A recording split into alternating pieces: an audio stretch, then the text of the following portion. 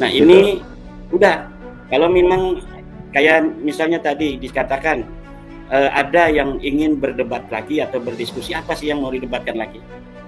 Betul. Kesimpulan ini bahwa Balawi bukan cucu Nabi. Mustahil dari DNA mereka cucu Nabi. Jangankan mereka cucu Nabi, orang Arab aja bukan. Ini kesimpulan sudah kesimpulan qat'i. Sesuatu yang qat'i itu tidak usah diperdebatkan lagi.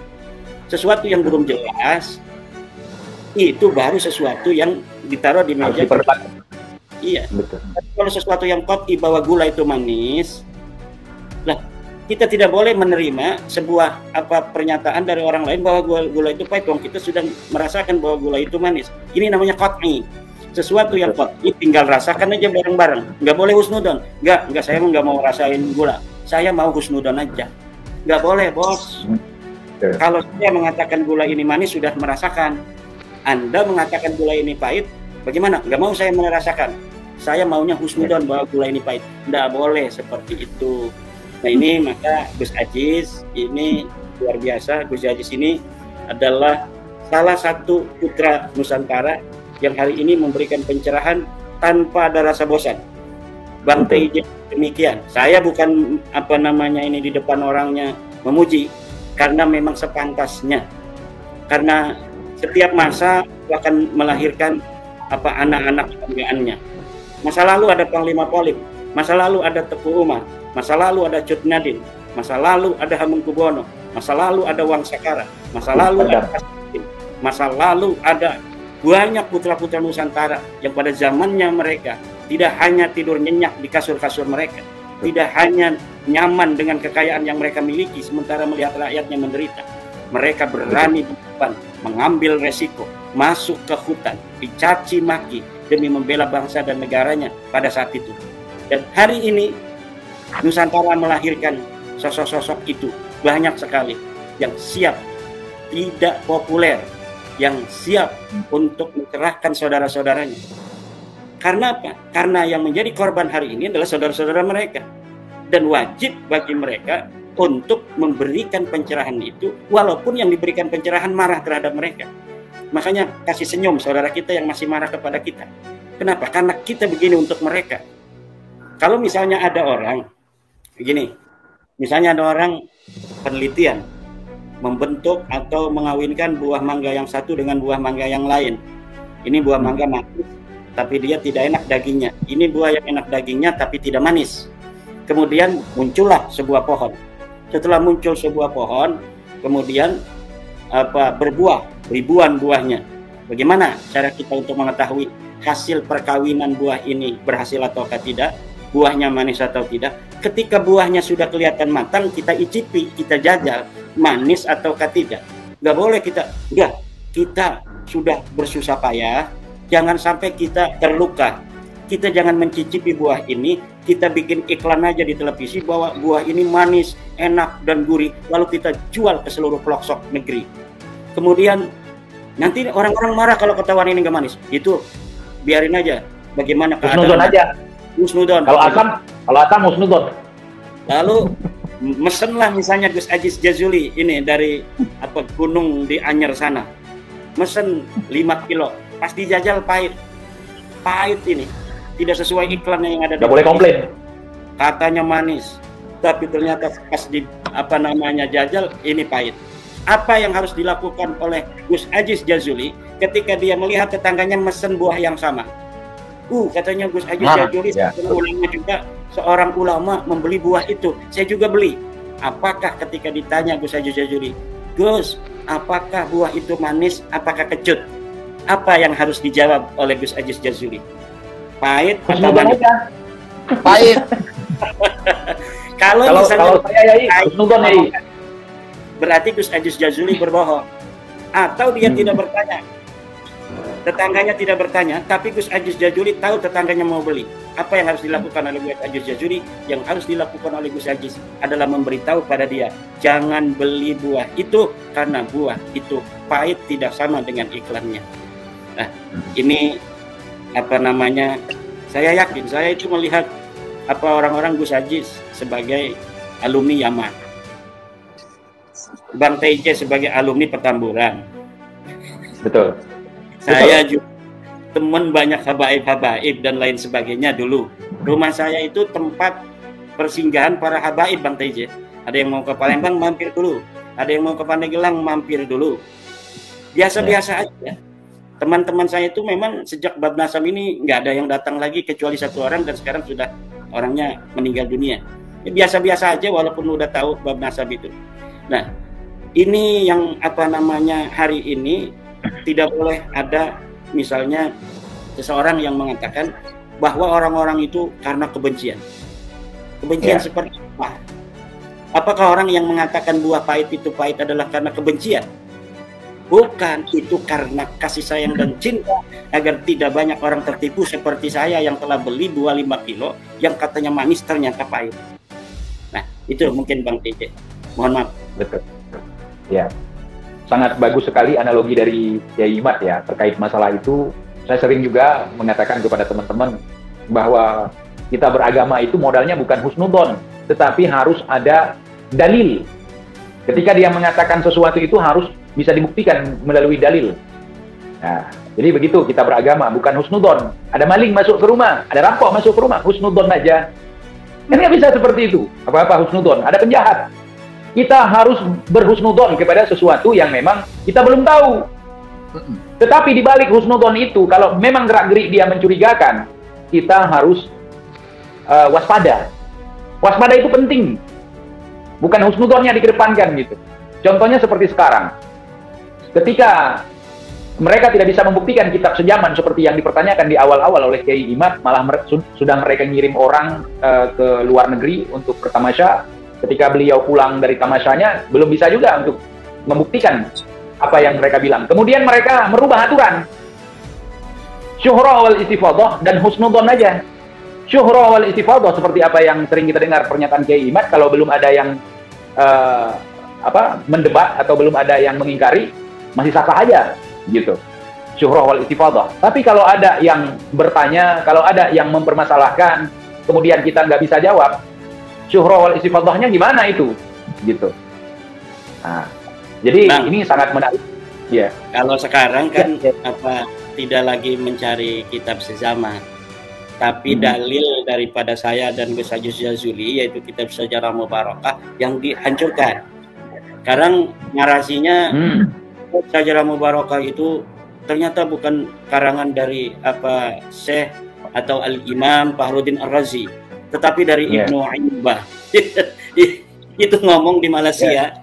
Itu Al-Habib Rumel itu ngomong di Malaysia. Saya dikirim link oleh teman itu, saya ketawa-ketawa, ya Allah kata saya. Makanya udah tidak saya bahas lagi. Ini hanya karena harus diambil namanya untuk contoh bahwa apa yang dipertahankan hari ini bukan lagi dalil ya, tetapi muter-muter agar lama-lama orang capek, atau nanti kibin-kibin itu dengan narasi-narasi yang masih mereka upayakan itu bisa terjebak di situ.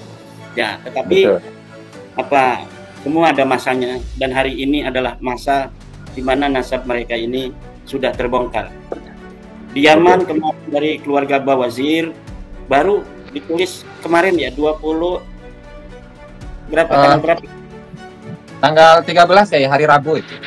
Tanggal 13 Mei dari keluarga Bawazir yang ada di Yaman, yang ada di Tarim, sekitar Tarim di situ, itu sudah menulis yang sama seperti saya. Nah, bahkan narasi-narasinya pun ini sudah semakin berani. Dari keluarga-keluarga yang lain pun, As-Suaibi dan yang lain, sekarang mereka mulai terbuka. Oh, memang ada masalah ini. Karena apa? Saya pernah katakan Gus Ajis bahwa kalau sejarawan-sejarawan Yaman ketemu saya, kemudian saya kasih kunci-kunci, maka mereka akan terbuka dari genggaman sejarah cipta kondisi dari keluarga Balawi ini. Karena yang ada itu, Bang TJ, adalah cipta kondisi sejarah, cipta kondisi historis yang ditenagai oleh sebuah keinginan kuat untuk menguasai secara dominasi spiritual. Paham. Ya. Jadi, dan itu banyak yang terjebak, sejarawan banyak yang terjebak. Nah, saya lihat baru hanya ada beberapa profesor yang terbuka. Profesor Muflih kemudian sekarang tambah Profesor tambah Syekh Salim bin Muhammad Al-Qadi Bawazir, Syekh Abdullah Suaibi, kemudian dari golongan Salafiyah itu ada Syekh Muqbil Al-Wada'i dan lain sebagainya. Ini mulai terbuka bahwa memang klaim yang selama ini apa namanya itu digembar-gemborkan ternyata tidak terbukti dalam sejarah. Sebuah klaim yang ada di 9 itu ramai hanya di abad setelah 9, abad 10, abad 11, 12, 13. Sebelumnya is nothing. Tidak ada satu informasi pun bahwa mereka keturunan Nabi. Dan sekarang ini mulai ulama-ulama Yaman itu membaca kitab-kitab sebelum abad ke-9. Sebelum abad 9 itu ramai kitab, dari mulai kitab hadis, kitab sejarah, kitab fikih, kitab nahwu. Karena ulama-ulama Yaman, orang-orang Yaman asli itu orangnya cerdas-cerdas. Mereka kebanyakan keturunan dari orang-orang mulia dari Bani Qahtan. Seorang syarif Bani Qahtan, raja-raja Qahtan. Kemudian ada yang pendatang dari Mekah Madinah, yaitu dari Bawazir, Baswedan. Ini Bani Quraisy dan telah terverifikasi secara DNA. DNA mereka betul-betul DNA orang Arab. Nah, jadi secara nasab ini Bawazir misalnya adalah keturunan dari Bani Abbas, dari Ibnu Abbas, pamannya Rasulullah, yang DNA-nya sama dengan DNA Rasulullah. Nah, kemudian secara nasab pun terverifikasi. Nah, tetapi kemudian mereka kok bisa kalah di sana, kenapa? Karena mereka sebagai orang Quraisy asli itu ya mirip dengan orang Indonesia ini, mirip dengan keturunan Wali Songo, karena keturunan Wali Songo itu Bani Quraisy juga. Jadi mereka kalau misalnya kayak Bang Teja tadi saya bilang turunan raja besar, itu dia malu menampik, bukan, saya bukan turunan raja. Kenapa? Karena memang malu. Leluhur kita seperti itu, kitanya hanya bisa seperti ini. Nah, tetapi ada orang yang yuhibbuna ayyuhmadu bima lam yaf'alu. Orang-orang yang senang dia dipuji tentang apa yang tidak mereka lakukan. Yang dimaksud mereka ini adalah leluhur mereka. Leluhur mereka tidak melakukan apa-apa, tapi mereka senang dipuji dengan apa yang tidak dilakukan oleh leluhur mereka itu. Karena dengan leluhur mereka dipuji, mereka akan terangkat juga. Kenapa harus ada makam-makam palsu yang diasosiasikan orang-orang di masa lalu? Karena orang yang mengaku keturunannya di masa ini kemudian akan terangkat karena diciptakan leluhur palsu di masa lalu yang dikatakan sebagai pendiri NU misalnya, yang dikatakan sebagai seorang yang perang di Yogyakarta kata semua deningrat. Padahal semua itu bohong belaka. Dia tahu itu bohong, tapi ketika ada orang yang memujinya, dia merasa senang juga. Itu ciri-ciri nasab palsu, itu ciri-ciri penipu. Betul. Yai, kalau misalnya untuk mengetahui orang yang pernah ada di masa lalu, apa cukup dengan kuburannya? Atau memang harus ada karyanya kalau dia tokoh besar gitu? Kalau orang yang tidak bermasalah itu mudah sekali sebenarnya. Orang yang tidak, tokoh yang tidak bermasalah itu sangat mudah sekali. Misalnya Imam Syafi'i. Imam Syafi'i 150 lahir, 204 Hijriah wafat. Lebih jauh dari Balawi ini, lebih jauh dari Ubaidillah yang 383 Hijriah. Tetapi kitabnya ada.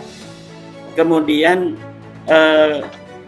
terkenal. Bukti-bukti eksternal, tulisan-tulisan kitabun kharijiyun, itu banyak yang menulis nama Imam Syafi'i. Orang yang mengaku muridnya, kemudian ada. Menulis kitab juga yang mengaku muridnya. Yang mengaku temannya, yaitu muridnya Abu Hanifah, menulis juga tentang Syafi'i. Yang mengaku gurunya Imam Malik juga menulis tentang Syafi'i. Imam Syafi'inya mengaku murid Imam Malik, terverifikasi dalam kitab Imam Malik. Abu Hanifah, Imam Ahmad bin Hanbal. Ya, Imam Ahmad bin Hanbal, murid Imam Syafi'i, menulis kitab. Kemudian mengaku dia murid dari Imam Syafi'i. Imam Syafi'inya juga dalam kitabnya mengakui Ahmad bin Hanbal, orang pernah bertemu dan berguru kepadanya. Ini cara-cara memverifikasi orang-orang yang betul pernah ada di masa lalu. Orang yang sebesar Imam Syafi'i, hari ini Bang Teja pernah dengar nggak orang-orang yang membangga-banggakan diri sebagai keturunan Imam Syafi'i? Tidak ada. Belum pernah dengar di dunia ada orang yang mengaku keturunan Imam Syafi'i kemudian mengatakan, ana keturunan Imam Syafi'i, cium tangan. Tidak ada. Padahal orang sebesar Imam Syafi'i, Orang sebesar di Imam Malik hari ini ada nggak yang mengaku turunannya muter-muter ke pondok-pondok? Nggak ada, padahal kita pintar diantaranya dengan wasilah kitab-kitab Imam Syafi'i. Nggak ada. Orang-orang besar di masa lalu keturunannya adabnya itu mirip dengan Bang TJ. Mungkin keturunan Imam Syafi'i ada, tetapi dia menyembunyikan diri karena apa? Karena ilmunya tidak seperti leluhurnya itu. Karena kemampuannya tidak seperti leluhurnya itu. Nanti mungkin kalau suatu masa, suatu ketika ada seorang keturunan Imam Syafi'i insoha ada, kalau misalnya ini betul ada, maka baru dia akan mengaku saya turunan Imam Syafi'i. Ketika pangkatnya sama dengan Imam Syafi'i. Nah, ini orang asli loh, ada di masa lalu. Keturunan Raja Ken Arok. Besar sekali dia dulu. Jarang orang ngaku saya turunan Ken Arok, nggak ada. Turunan Siliwangi memang banyak yang mengaku. Ya, untuk apa itu? Hanya untuk silaturahmi saja. Dan berani tes DNA apabila ada darah Siliwangi ataukah tidak. Darah Fathahilah ada ataukah tidak. Darah Samudra Pasai ada ataukah tidak. Ini kalau tapi bukan untuk menjajah orang. Bukan untuk menjajah orang, gitu. Iya, bukan. Ini misalnya, misal Bang Tejen dah percaya kalau saya turunan Aceh. Bisa dites DNA, saya dan Bang Teja apakah ada pertemuan genetik, kata Dr. Sugeng, terminal mana? Itu ada nanti. Bisa jadi dari apa namanya itu yang dekat, minimal dari yang jauh, dari Syekh Nabi Nuh alaihissalam misalnya. Ini pasti ada keterkaitan saja. Dan semua sekali lagi tidak perlulah membangga-banggakan keturunan masa lalu. Keturunannya seperti apa itu tidak penting. Yang penting hari ini kamu jadi apa? Hari ini kamu jadi apa? Apa yang kamu bisa lakukan? Ketika masyarakat membutuhkan seorang yang berspeak up tentang kebenaran, kamu berani atau tidak? Gak usah kamu banggakan keturunan di masa lalu. Kalau hari ini kamu diam, datuk kamu pun kira-kira sama seperti itu. Kalau di masa penjajahan kamu mengaku sebagai keturunan seseorang, kamu lihat di masa penjajahan itu, datuk kamu ngeringkuk saya di dalam kasur atau di atas kasur, maka kira-kira kamu hari ini adalah kaca benggala dari leluhurmu masa lalu. Dan itu sebenarnya sesuatu yang tidak patut terlalu dilebih-lebihkan dan dibahas. Betul. Setiap masa ada orangnya, setiap orang ada masanya. Hari ini adalah masanya Teuku Iqbal Johar, Aziz Jazuli, Imaduddin Usman. Masa lalu bisa siapa saja yang mengisi, tapi hari ini putra-putri bangsa Indonesia yang ada di layar yang saya lihat ini, Teuku Iqbal Johar, Aziz Jazuli, Imaduddin Usman. Masya Allah. Betul. Saya pernah diajarkan tentang kita tidak boleh membangga-banggakan nasab. Dan kita nggak boleh, sekalipun kita keturunan yang mulia, kita nggak boleh membangga-banggakan nasab. Nggak boleh kita memamerkan tentang diri kita. Nasab itu untuk keluarga kita, untuk sebagai kita silaturahmi dengan keluarga. Kenapa? Kalau misalnya orang yang mulia di masa lalu, kemudian kita hari ini orang yang serampangan, justru itu akan menjadi cacian, menjadi bulian, menjadi hinaan untuk orang-orang yang pernah hidup dan dimuliakan di masa lalu. Maka dulu saya pernah mengingatkan juga beberapa orang Habib, jangan berlebihan ketika ente menceritakan garomah Datuk ente.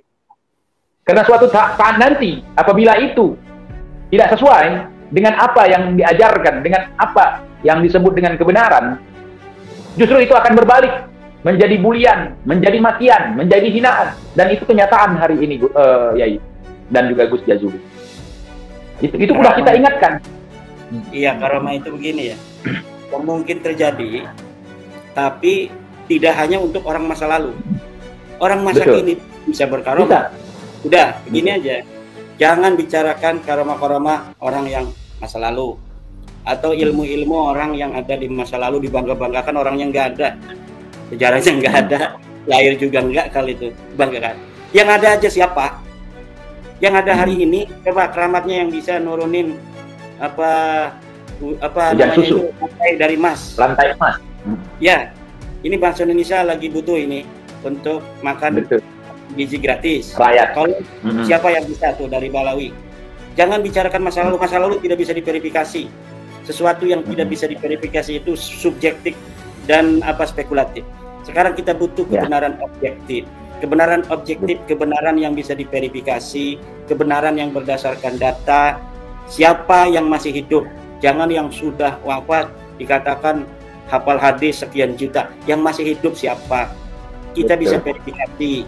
Kalau mengatakan sudah hafal hadis 100.000 hadis, coba kitab hadis Bukhari hanya ada 4.000 hadis, kita pegang kitabnya karena kita nggak hafal hadis Bukhari satu kitab kan, saya yang pegang Imaduddin Usman, siapa itu yang katanya dari Balawi hafal 100.000 hadis, di shooting, saya minta dia bacakan dari Babul Wahyi sampai akhir kitab Al-Bukhari, itu aja, 4.000 hadis saja.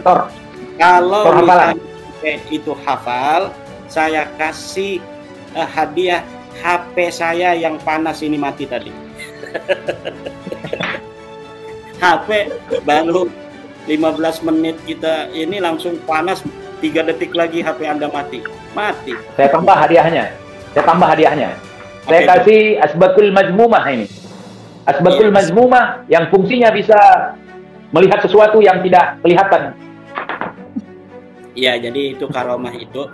Karomah itu bagi saya ya, nggak tahu saya kalau apa Bang Iqbal, Bang TJ, Bang Aziz Jazuli, apakah percaya karomah? Kalau saya percaya karena beberapa kali saya menemukan karomahnya manusia, karomah kiai-kiai itu saya menemukan. Jadi saya sendiri menemukan orang yang punya karomah. Jadi saya percaya tentang karomah. Cuma karomah itu verifikatif juga. Artinya orangnya itu bisa diverifikasi. Saya kenal kiai-kiai yang memiliki itu dan banyak saksinya. Bukan hanya orangnya sudah wafat ratusan tahun yang lalu, kemudian ditulis hari ini. Kayak Syaikhul Qadir Al-Jilani radhiyallahu anhu warda. Itu keramat-keramatnya ditulis berdekatan dengan masa di mana beliau itu ada. Jadi orang percaya bahwa beliau punya karamah yang luar biasa.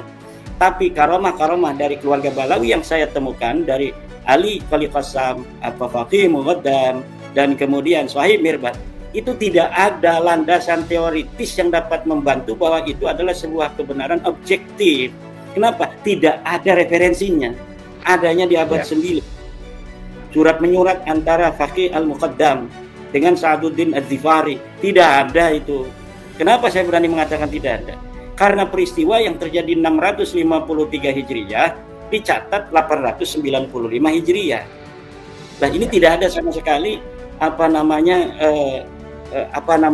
itu tangga untuk kita bisa sampai kepada masa itu, nggak ada sama sekali. Jadi diambil dari ruang hampa, kemudian kita hari ini harus meyakini apa gitu, kita harus meyakini. Emang otak-otak bangsa Indonesia tidak cerdas-cerdas. Dari dulu leluhur kita bikin kerajaan-kerajaan besar. Dari dulu leluhur kita bikin Borobudur, bikin Candi Jago, Candi Tikus, kemudian bikin Gunung Padang di Jawa Barat dan lain sebagainya. Tahun 700 Masehi, 700 Hijriah, Ibnu Battuta sudah pergi ke Aceh dan di sana lihat dia seorang raja yang saleh, raja yang dicintai rakyatnya, yang telah memeluk agama Islam, yang telah bermadhab Syafi'i, yang telah memiliki kapal-kapal besar, diagungkan oleh para raja-raja lainnya. Nah, itu leluhur-leluhur kita masa lalu bangsa Nusantara. Ente leluhurnya siapa? Sebutkan. Nggak ada. Ibnu Battuta nggak mencatat leluhur ente. Yang dicatat leluhur kita. Yang dicatat Ibnu Battuta itu leluhur kita, bukan leluhur ente. Leluhur kita orang besar tercatat oleh Ibnu Battuta di abad 7. Mana catatan tentang leluhur ente? Dari kitab mana saja? Nggak ada. Kita lebih mulia daripada ente. Maaf. Karena ini kenyataan sejarah yang tertulis, bukan dari kami yang mencatat. Yang mencatat orang lain. Yang mencatat Ibnu Battuta, seorang pengelana dari Maroko yang datang ke negeri kami, mencatat kemuliaan kami, mencatat kakek-kakek kami. Sekarang aneh tanya, yang mencatat kakek ente di masa mereka siapa? Siapa yang lebih mulia, kakek ente apa kakek aneh? Kakek aneh yang lebih mulia daripada kakek ente. Ini yang terjadi dalam sejarah dan ini bisa diverifikasi. Ini kenapa pada diam begini dua-duanya? Aku di-sliding lagi nanti ya. Betul begitu ya. Kita makin lama, kalau kita dengerin datuk mereka, makin lama datuk kita bukan siapa-siapa. Makanya saya tanya sama mereka, kalau semua datuk kalian yang berjuang, datuk kalian yang menyebarkan Islam, datuk kalian, terus datuk kami sebagai pemilik negeri ini ngapain gitu masa hidupnya, ngapain gitu. Kemudian ketika mereka tidak mampu, maaf ya, saya dikasih kesempatan kan barusan, sedikit lagi.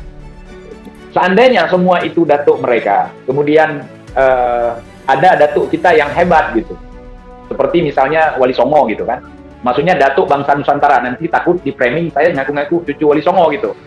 Nah, jadi ketika datuk kita itu nggak bisa mereka jatuhkan, kemudian mereka begal di situ, mereka hadang nasab beliau di tengah jalan, tiba-tiba udah jadi dari jalur amul fagi. Itu Yai yang membuat saya nggak percaya omongan mereka terkait itu.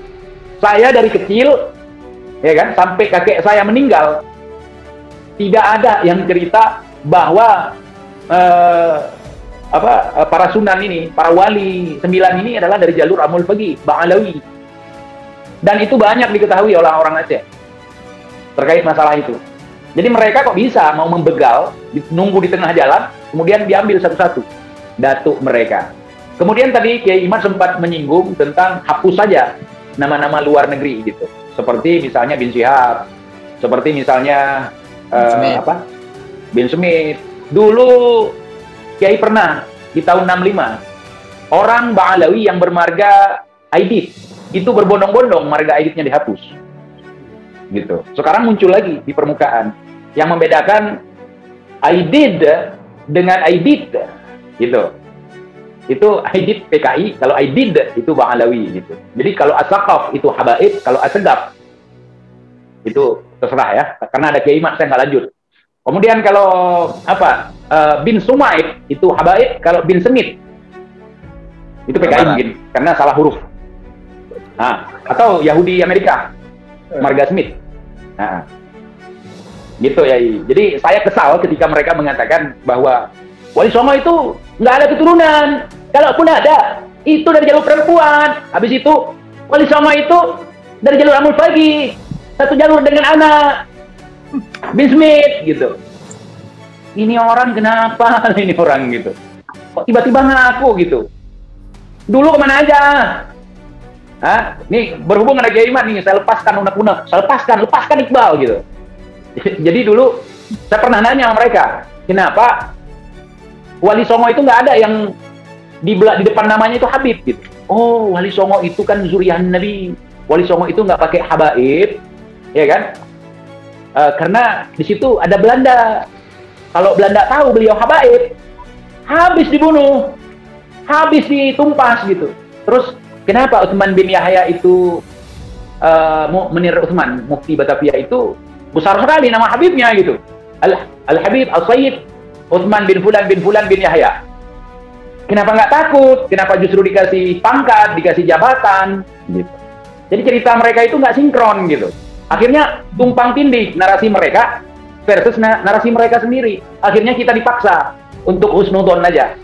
Sedangkan mereka sendiri aja nggak bisa husnudon dengan cerita mereka sendiri, gitu. Jadi, sama Bang TJ, saya mohon izin dulu, saya ada pengajian. Mangga. Ini juga nanti kita lanjutkan ini 1 jam sudah sejam gitu. Ya, saya janji sama Kiai Imad tadi 1 jam. Gus Ajis, kita nanti akan closing statement ini 1,5 jam ini. Siap. Boleh. Langsung aja mau Kiai Imad atau mungkin Gus Ajis Jazuli juga boleh. Gus Ajis dulu closing statement. Siap. Terima kasih atas kesempatannya Bang TJ ya di channel yang sangat wow ini. Sederhana. Kata-kata terakhir saya atau closing statement saya. Jangan kata-kata terakhir. Mau mana? Mau miaraj? Jadi kita sebagai bangsa Indonesia itu tentu harus berbangga diri sebagai bangsa Indonesia yang leluhur kita itu ada di sini semenjak zaman dulu, yang merupakan bangsa yang begitu besar, penuh dengan perjuangan, orang-orang yang pemikirannya itu maju, sehingga jangan sekali-kali kita sebagai bangsa Indonesia itu mau untuk menjadi jongos dari bangsa pendatang yang sampai saat ini mereka belum sadar bahwa nasab mereka adalah nasab yang palsu. Dan siapapun bangsa Indonesia, baik itu dari kalangan kiai mau dari kalangan yang Gus, baik itu dari kalangan akademisi, nah itu jangan sampai berhenti belajar. Mungkin itu saja yang dapat saya sampaikan dalam kesempatan kali ini. Apalagi petani, kalangan petani seperti Ana. Insya Allah. Baik, closing Dari statement mungkin sebelum kita ditutup oleh Bang TJ, saya terima kasih sekali kepada Bang TJ yang diberi kesempatan untuk bisa tampil di channel ini. Terima kasih pada Gus Aziz Jazuli juga yang berkenan membersamai saya pada malam hari ini. Dan kesimpulan dari perbincangan kita malam hari ini adalah bahwa satu, Ba'alawi Habib itu bukan keturunan Nabi, dan itu sudah tidak bisa lagi dibantah secara tes DNA dan kitab-kitab nasab serta kitab sejarah. Tetapi walau demikian, tidaklah ada alasan bagi kita untuk membenci mereka secara zat mereka. Kita tetap saudara sebangsa dan setanah air, dan mudah-mudahan mereka mau jadi saudara kita sebangsa setanah air dengan bersama-sama membangun negara kita ini yang tercinta Nusantara, untuk bersama-sama seuyunan di dalam bagaimana menjadi bangsa yang tidak merasa lebih dari yang lainnya. Karena para pejuang-pejuang Indonesia sendiri, seperti para pejuang-pejuang di Aceh, di Sumatera, di Kalimantan, di Papua, di Bali, di Jawa, dan lain sebagainya, hari ini pun mereka sama sekali tidak membanggakan dan merasa lebih memiliki dari yang lainnya. Padahal leluhur mereka ada di sekolahan-sekolahan gambarnya itu, tapi mereka kadang-kadang tidak berani untuk menatap gambar leluhur mereka itu yang dianggap orang sebagai pahlawan, karena mereka merasa malu tidak bisa berbuat seperti leluhur mereka itu. Oke, oleh karena itu mari kita mengajak semuanya untuk mencintai bangsa dan negara ini, untuk menjaga persatuannya. Mari kita jaga pemimpin kita, Bapak Prabowo dan Bapak Gibran saat ini, dan mari kita siapkan pemimpin-pemimpin yang akan datang lebih baik dari hari kita hari ini, dari para keturunan kita, untuk menjaga tanah dan negara kita yang tercinta ini. Terima kasih. Assalamualaikum warahmatullahi wabarakatuh. Waalaikumsalam warahmatullahi wabarakatuh. Terima kasih sebanyak-banyaknya kepada Kiai Imad dan juga Gus Jazuli. Saya berharap sering-seringlah Kiai Imad memberikan pencerahan di channel yang sederhana ini. Mudah-mudahan teman-teman semua yang di bawah sudah menyimak. Tadi saya janji dengan Kiai Imad 1 jam untuk live, karena beliau kan banyak jadwal mungkin ya. Jadi sekian teman-teman semuanya. Terima kasih banyak untuk kalian yang ada di bawah. Terima kasih juga untuk Kiai kita, Kiai Imad, yaitu sebagai narasumber kita. Dan juga terima kasih buat Gus Aziz Jazuli sebagai ekstrim. Beliau sudah belajar langsung ke terim, sudah melihat langsung gitu. Ada bawa pasir, Gus? Pasir Ainat. Terima kasih Kiai. Di lain kesempatan insya Allah PIJ akan mengundang kembali Kiai Imaduddin Usman Al-Banten dan Gus Aziz. Assalamualaikum warahmatullahi wabarakatuh. Semoga Pak Taufik dapat hidayah. Semoga Pak Taufik dapat hidayah ya. Nah, oke. Baik. Oke, Bang. Makasih banyak ini, Bang. Saya nahan rokok dari tadi. Saya nggak kuat juga, tadinya mau nggak ngerokok, saya nggak kuat juga. Oke, Bang ya. Nggak mau nanti di framing gitu. Baik. Makasih Kiai. Nanti kita komunikasi lagi kalau. Salam sama keluarga. Assalamualaikum. Insya Allah begitu juga di sana keluarga.